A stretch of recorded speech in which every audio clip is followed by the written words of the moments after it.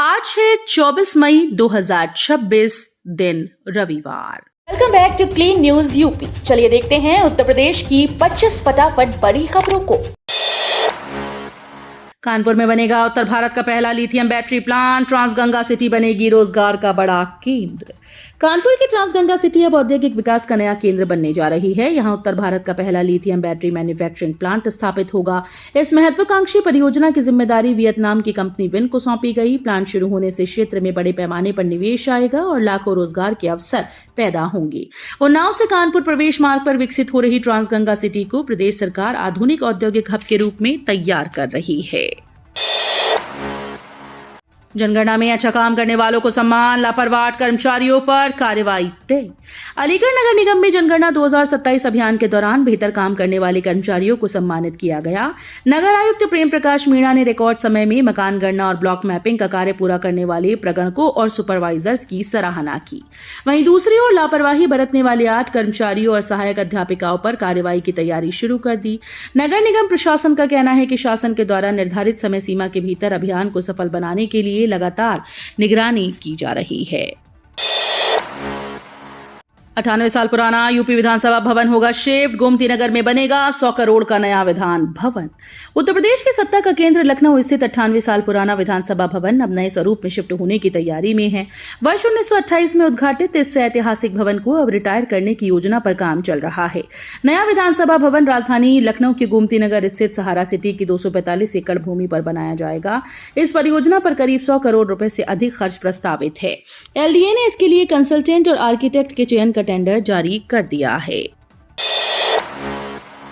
UP बनेगा global industry hub. CM योगी ने 17 बड़ी कंपनीज को यीडा में सौंपे आवंटन पत्र। उत्तर प्रदेश को ग्लोबल इंडस्ट्री हब बनाने की दिशा में बड़ा कदम उठाया गया। मुख्यमंत्री योगी आदित्यनाथ ने यमुना एक्सप्रेसवे औद्योगिक विकास प्राधिकरण क्षेत्र में 17 बड़ी कंपनीज को भूमि आवंटन पत्र सौंपे। इन मेगा प्रोजेक्ट्स के जरिए प्रदेश में हजारों करोड़ रुपए का निवेश आने की उम्मीद है, जिससे 12,000 से अधिक युवाओं को रोजगार मिलेगा। खास बात यह है कि कई कंपनीज ने स्थानीय युवाओं को प्राथमिकता देने का संकल्प लिया, जिसमें 40 से 90% तक नौकरियां स्थानीय लोगों को देने की बात कही गई। सरकार का कहना है कि ये पहल प्रदेश को औद्योगिक विकास के नए आयाम तक ले जाएगी। UP TGT exam city slip जारी। 3,539 पदों पर होगी भर्ती परीक्षा। उत्तर प्रदेश शिक्षा सेवा चयन आयोग ने टीजीटी परीक्षा 2026 की एग्जाम सिटी स्लिप जारी कर दी। जिन अभ्यर्थियों ने इस परीक्षा के लिए आवेदन किया था वे आयोग की आधिकारिक वेबसाइट पर जाकर अपने परीक्षा शहर की जानकारी देख सकते हैं। इस भर्ती परीक्षा के माध्यम से कुल 3,539 पदों पर चयन किया जाएगा। अभ्यर्थियों को सिटी स्लिप डाउनलोड करने के लिए अपना नाम, रजिस्ट्रेशन नंबर और जन्मतिथि दर्ज करनी होगी। पंचायत चुनाव टलने पर ग्राम प्रधानों को मिल सकती है भूमिका। ओपी राजभर ने दिए संकेत।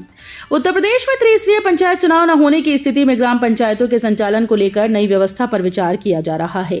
पंचायती राज मंत्री ओम प्रकाश राजभर ने संकेत दिए कि ग्राम प्रधान के नेतृत्व में प्रशासक नियुक्त करने का प्रस्ताव मुख्यमंत्री को भेजा गया। उन्होंने कहा कि इस पर अंतिम निर्णय मुख्यमंत्री योगी आदित्यनाथ जल्द लेंगे। मंत्री ओपी राजभर मरदेह क्षेत्र में सड़क चौड़ीकरण के शिलान्यास कार्यक्रम के बाद पत्रकारों से बातचीत कर रहे थे। यूपी में वक्फ संपत्तियों पर बड़ी कार्रवाई। 31,000 से अधिक रजिस्ट्रेशन रद्द। उत्तर प्रदेश में वक्फ संपत्तियों को लेकर बड़ी कार्रवाई की गई। उम्मीद पोर्टल पर दर्ज 31,000 से अधिक वक्फ संपत्तियों का पंजीकरण रद्द कर दिया गया। ये कदम दस्तावेजों में पाई गई त्रुटियों और तकनीकी खामियों के बाद उठाया गया। आधिकारिक आंकड़ों के अनुसार प्रदेश में दर्ज कुल 1,18,302 वक्फ संपत्तियों में से 31,328 का रजिस्ट्रेशन निरस्त किया गया, जबकि 31,192 संपत्तियों के वक्फ दावों को भी खारिज कर दिया गया। जांच में कई संपत्तियों के खसरा नंबर वक्फ बोर्ड के रिकॉर्ड से मेल न खाने की बात सामने आई। यूपी में जुलाई से शुरू होगी व्यावसायिक शिक्षा। 1701 स्कूल्स में मिलेगा रोजगारोन्मुख प्रशिक्षण। उत्तर प्रदेश में माध्यमिक शिक्षा को रोजगार से जोड़ने की दिशा में बड़ा कदम उठाया गया। जुलाई से प्रदेश के 1701 और माध्यमिक विद्यालयों में दूसरे चरण के तहत व्यावसायिक शिक्षा शुरू की जाएगी। इनमें 971 अशासकीय सहायता प्राप्त और शेष राजकीय विद्यालय शामिल हैं। कक्षा 9 से 12 तक के छात्रों को 17 अलग अलग ट्रेड में प्रशिक्षण दिया जाएगा। विद्यार्थी अपनी रुचि के अनुसार किसी एक ट्रेड को वैकल्पिक विषय के रूप में चुन पाएंगे। इस पहल का उद्देश्य छात्रों को पढ़ाई के साथ साथ रोजगारोन्मुख कौशल से जोड़ना है। यूपी में शिक्षा मित्रों की रिटायरमेंट उम्र 62 साल तक बढ़ाने पर विचार। उत्तर प्रदेश में शिक्षा मित्रों की रिटायरमेंट उम्र बढ़ाने को लेकर सरकार स्तर पर मंथन शुरू हो गया। प्रस्ताव के अनुसार सेवानिवृत्ति आयु 60 से बढ़ाकर 62 वर्ष किए जाने पर विचार किया जा रहा है। इस संबंध में महानिदेशक स्कूल शिक्षा और राज्य परियोजना निदेशक कार्यालय ने सभी जिलों के बेसिक शिक्षा अधिकारियों से सुझाव मांगे। अपर राज्य परियोजना निदेशक प्रेम रंजन सिंह की ओर से कई जिलों के बीएसए को पत्र भेजकर शिक्षा मित्रों की सेवा विस्तार पर राय देने को कहा गया। एकेटीयू पेपर लीक मामले में साइबर सेल की जांच शुरू, कमेटी ने सौंपी report. Doctor APJ Abdul Kalam प्राविधिक विश्वविद्यालय के बीटेक छठे सेमेस्टर के पेपर वायरल होने के मामले में जांच तेज हो गई। नोएडा स्थित कॉलेज की शिकायत पर साइबर सेल ने जांच शुरू कर दी है, जबकि विश्वविद्यालय द्वारा गठित कमेटी ने अपनी रिपोर्ट सौंप दी। रिपोर्ट के आधार पर जल्द कार्रवाई की तैयारी की जा रही है और परीक्षा निरस्त करने पर भी विचार किया जा रहा है। जानकारी के अनुसार गाजियाबाद परीक्षा केंद्र पर पकड़े गए एक छात्र से पेपर लीक का खुलासा हुआ, जिसके बाद व्हाट्सएप और टेलीग्राम के जरिए पेपर वायरल होने की बात सामने आई। मामले में नोएडा केंद्र की भूमिका संदिग्ध बताई जा रही है। आर्म्स लाइसेंस रिपोर्ट पर सियासत तेज, अखिलेश यादव का बीजेपी पर अदृश्य शस्त्र वाला तंज। इलाहाबाद हाईकोर्ट द्वारा प्रदेश में बाहुबली और आपराधिक छवि वाले लोगों के आर्म्स लाइसेंस को लेकर सभी जिलों में रिपोर्ट मांगे जाने के बाद सियासत तेज हो गई। इस मामले पर समाजवादी पार्टी के राष्ट्रीय अध्यक्ष अखिलेश यादव ने बीजेपी सरकार पर तंज कसा। उन्होंने कहा कि असली शस्त्र के तो लाइसेंस बनते हैं, लेकिन कुछ अदृश्य शस्त्र भी हैं जो समाज और आपसी सौहार्द पर अंदर से हमला कर रहे हैं। लखनऊ में बसपा की महाबैठक, 2027 चुनाव के लिए 50 प्रत्याशियों पर मंथन। बहुजन समाज पार्टी एक बार फिर से उत्तर प्रदेश की सियासत में सक्रिय होती नजर आ रही है। राजधानी लखनऊ स्थित 12 माइल एवेन्यू पार्टी मुख्यालय में रविवार को बसपा की हाई लेवल बैठक आयोजित की जाएगी। इस बैठक की अध्यक्षता पार्टी प्रमुख मायावती करेंगी। इसे 2027 विधानसभा चुनाव की तैयारियों के लिहाज से बेहद अहम माना जा रहा है। सूत्रों के मुताबिक बैठक में करीब 50 संभावित प्रत्याशियों के नामों पर चर्चा और रणनीति तय की जा सकती है। पार्टी संगठन को मजबूत करने और चुनावी समीकरण साधने को लेकर इस बैठक में कई बड़े फैसले लिए जाने की संभावना है।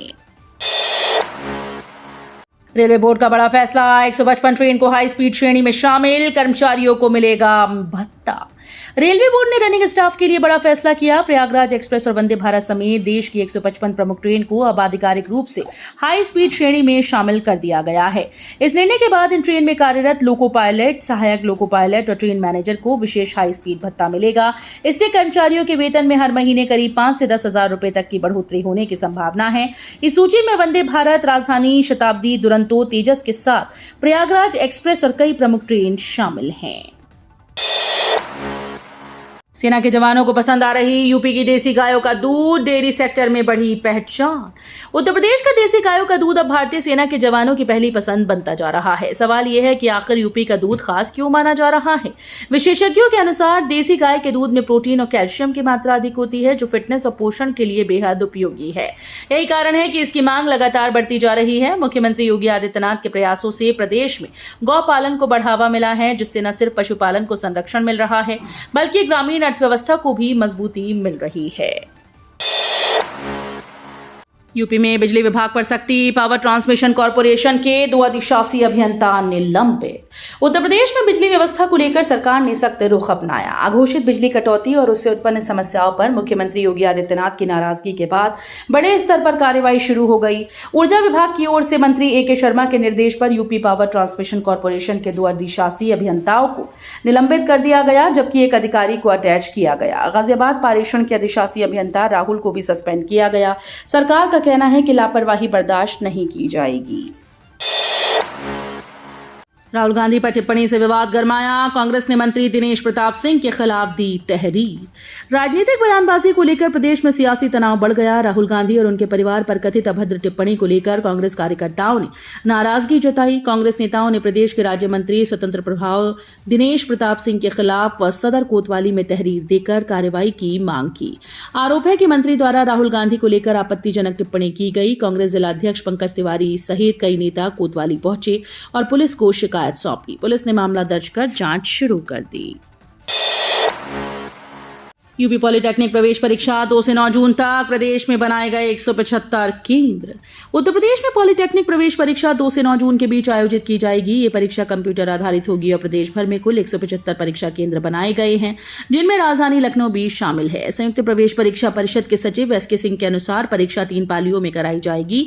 पहली पाली सुबह 8 बजे से 10:30 बजे तक, दूसरी दोपहर 12 बजे से 2:30 बजे तक और तीसरी शाम 4 से 6:30 बजे तक आयोजित होगी।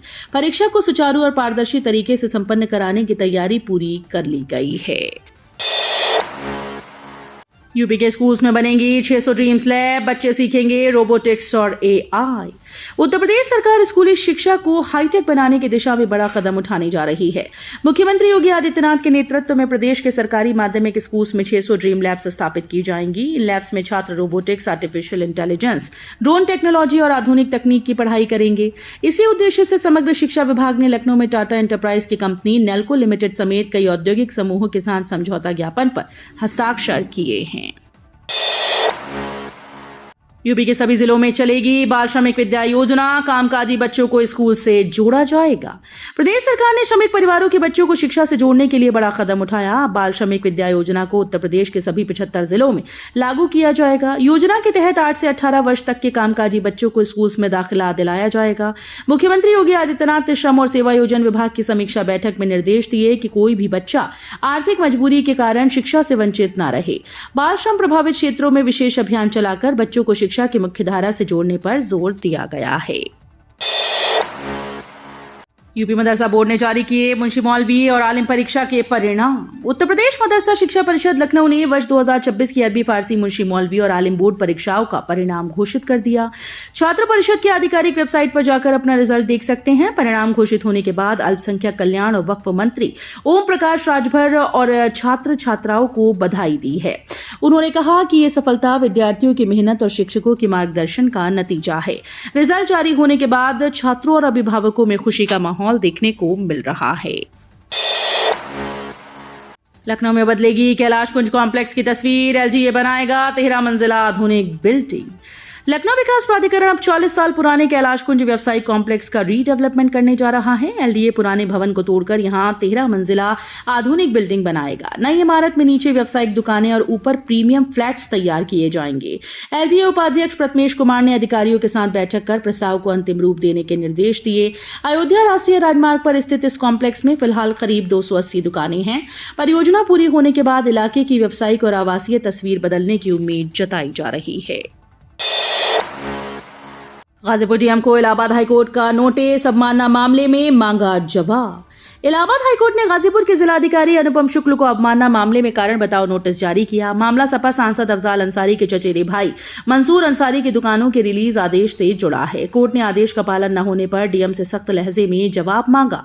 न्यायमूर्ति क्षितिज शैलेंद्र की अदालत ने मामले की अगली सुनवाई 14 जुलाई को तय की और इसे शीर्ष 10 मुकदमों में सूचीबद्ध करने का निर्देश दिया। आगरा में अवैध अस्पताल पर कार्रवाई, महिला की मौत के बाद संचालक पर एफआईआर दर्ज। आगरा में बिना पंजीकरण संचालित हो रहे अस्पतालों के खिलाफ स्वास्थ्य विभाग ने कार्रवाई तेज कर दी। यमुना पार क्षेत्र के एक अस्पताल संचालक पर महिला की मौत के मामले में एफआईआर दर्ज की गई। एतमादुल्लाह थाना पुलिस ने गैर इरादतन हत्या समेत कई धाराओं में मुकदमा दर्ज किया है। पुलिस के अनुसार फिरोजाबाद के टूंडला निवासी सचिन कुमार ने अपनी पत्नी की मौत के बाद अस्पताल और इलाज में लापरवाही की शिकायत की थी। स्वास्थ्य विभाग और पुलिस अब पूरे मामले की जांच कर कानूनी कार्रवाई की तैयारी में जुटे हैं। बीटेक बीबीए छात्रों ने संभाली सामाजिक जिम्मेदारी, महापुरुषों की प्रतिमाओं का सफाई कर दिया संदेश। नई शिक्षा नीति के तहत मदन मोहन मालवीय प्रौद्योगिकी विश्वविद्यालय के बीटेक और बीबीए छात्रों ने सोशल इंटर्नशिप के जरिए सामाजिक सरोकार की मिसाल पेश की। छात्रों ने शहर के विभिन्न चौराहों पर स्थापित महापुरुषों की प्रतिमाओं की सफाई और धुलाई की। विश्वविद्यालय द्वारा प्रथम वर्ष के छात्रों के लिए 80 घंटे की सोशल इंटर्नशिप अनिवार्य की गई, जिससे उनमें सामाजिक जिम्मेदारी और सेवा भाव विकसित हो सके। एक समाजसेवी संस्था के सहयोग से चलाए गए इस अभियान में छात्रों ने उत्साहपूर्वक भाग लिया। घर खरीदने से पहले इन 5 बातों का रखें ध्यान, यूपी रेरा ने खरीदारों को किया सतर्क। उत्तर प्रदेश भू संपदा विनियामक प्राधिकरण ने घर खरीदारों के हित में अहम सलाह जारी की। रेरा ने कहा कि किसी भी पंजीकृत प्रमोटर की परियोजना में संपत्ति खरीदने से पहले 5 महत्वपूर्ण बिंदुओं की जांच जरूर करें। इसके लिए खरीदार यूपी रेरा की आधिकारिक वेबसाइट पर जाकर परियोजना और प्रमोटर से जुड़ी पूरी जानकारी देख सकते हैं। यहाँ ये भी पता लगाया जा सकता है कि संबंधित प्रमोटर के खिलाफ कितनी शिकायतें दर्ज हैं और उनका स्वरूप क्या है। रेरा ने लोगों को सावधानी बरतने और सोच समझकर निवेश करने की सलाह दी। तो ये थी आज की 25 फटाफट बड़ी खबरें। अगर आपको न्यूज पसंद आई हो तो वीडियो को लाइक और शेयर जरूर करें। धन्यवाद।